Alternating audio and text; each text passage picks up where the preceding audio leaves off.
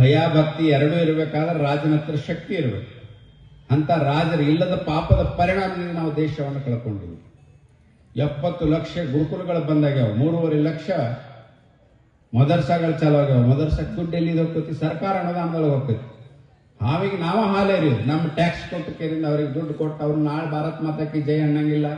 ನಾವು ದೇಶದ ಪೊಲೀಸರಿಗೆ ಕಲ್ಲೋಗಿತೀವಿ, ಮಿಲಿಟರಿಗೆ ಕಲ್ಲೋಗಿತೀವಿ. ಕಾಶ್ಮೀರದೊಳಗೆ ಏನ್ ಮಾಡ್ತಿದ್ರು, ಹೆಣ್ಮಕ್ಳು ಸಣ್ಣ ಮಕ್ಕಳು ಕಲ್ಲೋಗಿತಿದ್ದು. ಅಕಸ್ಮಾತ್ ಶಕ್ತಿಯುತ ರಾಜ ಇಲ್ಲ ಅಂದ್ರೆ ಪೊಲೀಸರು ತಲೆ ಹೊಡಿತಿದ್ರು. ಅದರ 370ನೇ ವಿಧಿ ತೆಗೆದ್ರೆ ರಕ್ತದ ಹೊಳಿ ಹರಿಸ್ತೇವೆ ಅಂತ ಹೇಳ್ತಿದ್ರು. ಈಗ 15 ವರ್ಷದ ಹಿಂದೆ ನೀವು ಕೇಳಿರ್ಬೋದು, ಬುಕಾರಿ ಅದು 370ನೇ ವಿಧಿ ರದ್ದು ಮಾಡ್ರಿ, ಹೆಂಗ್ ಮಾಡ್ತೀರಿ ನೋಡ್ತೇವೆ. ಕಾಶ್ಮೀರದಿಂದ ಕನ್ಯಾಕುಮಾರಿ ತನ ರಕ್ತದ ಹೊಳಿ ಹರಿಸ್ತೀವಿ ಅಂತ ಹೇಳಿದ್ರು. ಒಂದ ರಾತ್ರಿ ಒಳಗೆ 370ನೇ ವಿಧಿ ತಿದ್ದಿ ಹಾಕಿದ್ರಿ. ಯಾವ ನಾಯಿನೂ ಬಗಳಿಲ್ಲ ದೇಶದೊಳಗೆ.